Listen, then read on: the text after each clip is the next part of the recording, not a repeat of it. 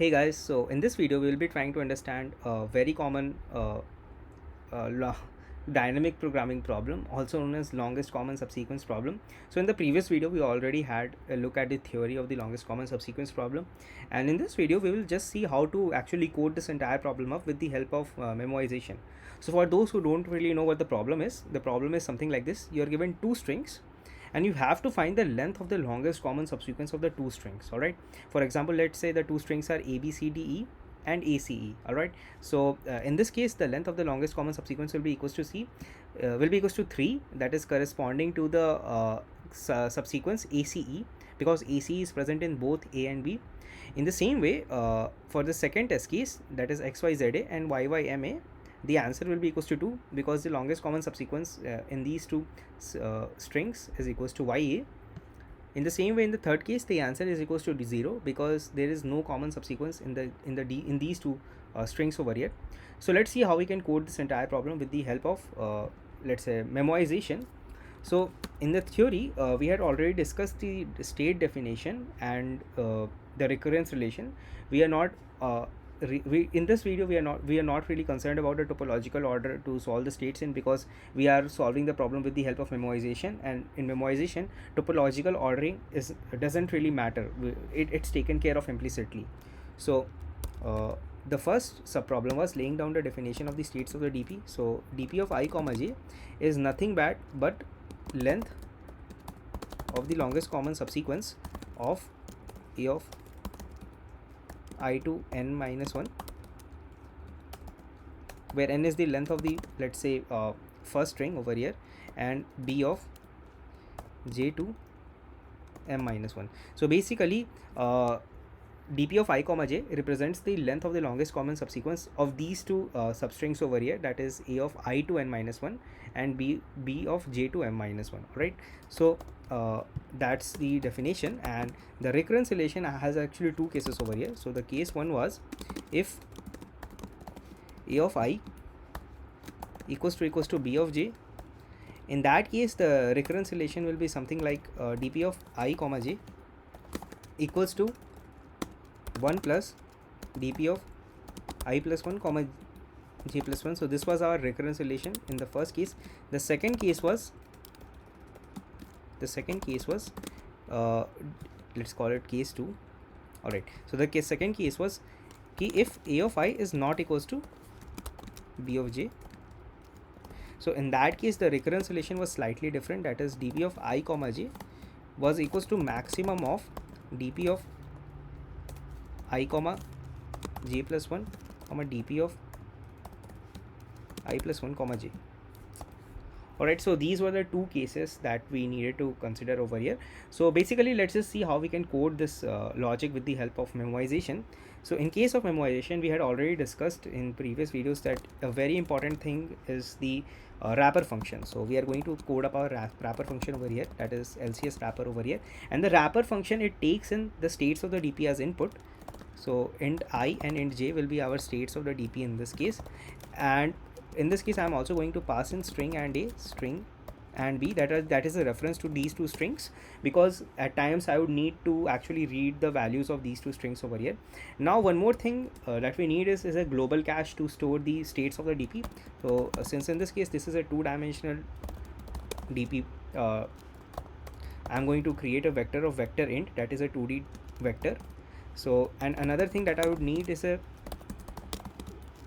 two-dimensional visited array to mark whether a particular state has been solved or not. So we have initialized these two globally. Let's just actually initialize them inside the function LCS function over here. Let's just initialize them with the size.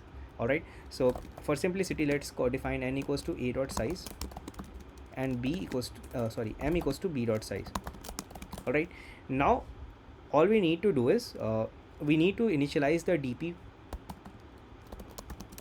over here with let's say size n plus 1, and actually it's not really important to initialize it with size n plus 1, but just for the let's say to handle actually let's just make it of size n, because it's not really important to define it with size n plus 1. I just have that habit because I always define it with the size n plus 1 in the contests. All right, so another thing will be m over here, and that's all. And so this will actually give me a 2D array with n rows and m columns. All right, so in the same way I need to resize this visited array over here with vector bool m comma 0. So this will give me a 2D array of size n cross m, and it will also initialize the entire visited array with value 0. It means none of the states have been solved right now. All right, so let's see if we can use how we can use this to solve our problem. So all we need to do is return LCS wrapper 0 comma 0, because dp of 0 comma 0 is the answer that we are looking for if you look at the definition. So that this is the answer over here, and we also need to pass in a and b over here. All right, so let's see, all that's left over here is to finish the wrapper function. So in the previous videos we had already discussed that in whenever we are trying to code a wrapper function, the first thing that we do is we write down the base cases. All right, so in this case the base case will be if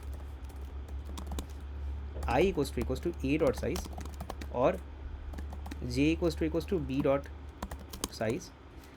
So in this case all you need to do is return 0, because if I equals to a dot size, it means that the substring of the string a that I'm pointing at has length 0. All right, so if you take the longest common subsequence of an empty string with any other string, the length will always be 0. So that's why this base case over here makes sense.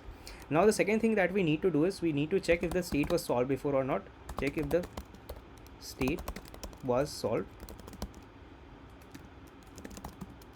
So in this case all we need to do is if vis of I comma j,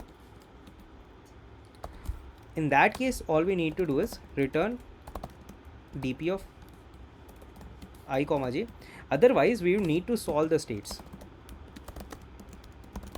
So in that case we have two reconciliation, if you remember. The first one corresponding to the case if a of I is equals to b of j.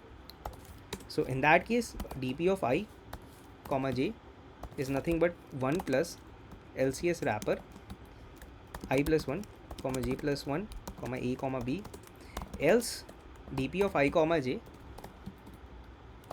is equals to max of LCS wrapper I plus 1 comma j comma a comma b and LCS wrapper I comma j plus 1